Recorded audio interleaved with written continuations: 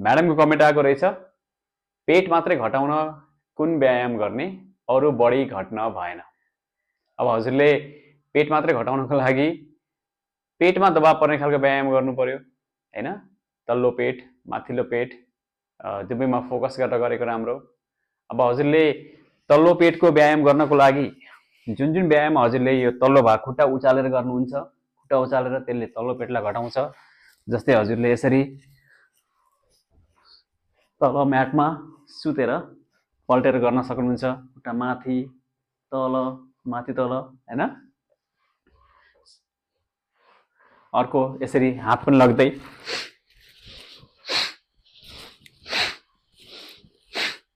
यो गर्न सक्नुहुन्छ। यस्तै हजुरको लोवर बडीलाई उचालेर खुट्टा उचालेर गर्ने व्यायामहरुले हजुरको तल्लो पेटलाई घटाउन मद्दत गर्छ भने माथिल्लो पेट घटाउनको लागि हजुरले अप्पर बडीलाई जस्तै भनौं यसरी क्रन्चेसहरु 1 2 3 यो गर्न सक्नुहुन्छ। अरु व्यायामहरु पनि गर्न सक्नुहुन्छ जुन व्यायामले हजुरको चाहिँ माथिको भागमा अलिकति दबाब दियोस् है। यस्ता धेरै व्यायाम छन् सजिलोको लागि। यसरी हातलाई थाईमा राखेर 1 2 सास छोड्दै जब हाम्रो शरीर खुम्चिन्छ श्वास फाल्ने हो, सास फाल्दै यो गर्न सक्नुहुन्छ। अर्को हजुरको साइड को पेट घटाउनको लागि यसरी साइडबाट गर्न सक्नुहुन्छ हैन। त्यसैगरी हजुरले चाहिँ हातलाई यसरी हिप्पुनी राखेर साइक्लिङ गर्न सक्नुहुन्छ। यसले हाम्रो पेटमा पनि दबाब पार्छ, सँगसँगै कोरलाई बलियो बनाउँछ। यो गर्न सक्नुहुन्छ। यस्ता धेरै व्यायाम छन् हेर्नुस्। अर्को सजिलो हजुरले यसरी हात खुट्टा टेकेर बिस्तारै माथि उठ्नुस् हैन। त्यसपछि अगाडि पछाडी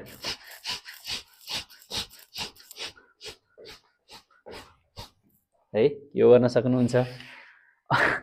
धेरै व्यायाम छन् तर हजुरले जुन भन्नुभएको छ नि पेट मात्रै घट्ने अरु बडी पार्ट धेरै घट्न भएन। पेट मात्रै गर्ने भन्दाखेरि पेट मात्रै घट्ने हुँदैन, अलिअलि अरु बडी पार्ट पनि घट्छ घट्न त हैन। त्यसलाई सामान्य रूपमा लिनुपर्छ। अर्को हजुरले चाहिँ यसरी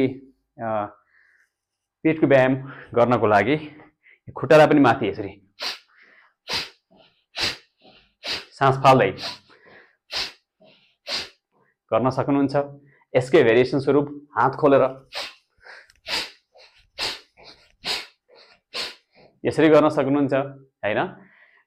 त्यसैगरी हजुरले साइड वेज गर्न सक्नुहुन्छ। यो साइडको एब्स घटाउनको लागि सास फाल्दै अर्कोतिरबाट पनि गर्न सक्नुहुन्छ। अगाडि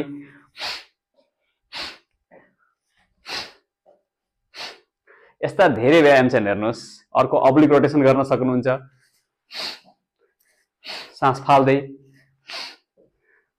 माथि लाने सकेसम्म यहाँ छुने प्रयास गर्ने, घुमाउँदै 1 2 यसरी हजुरले यस्ता सबै व्यायामहरु जुन व्यायामले हजुरको पेटको एरियामा दबाब दिन्छन् त्यस्तो व्यायाम गर्न सक्नुहुन्छ। प्लान गरेर श्वास प्रश्वास मिलाएर जब हाम्रो शरीर तन्किन्छ श्वास भर्नुस्, जब खुम्चिन्छ श्वास छोड्नुस्।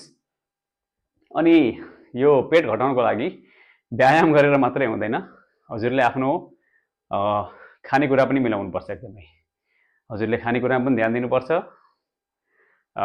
हजुरको शरीरलाई जति कार्बोहाइड्रेट चाहिन्छ कार्ब्स त्यो भन्दा धेरै खानुभयो भने पेट बढ्दै जाने त हो नि हैन।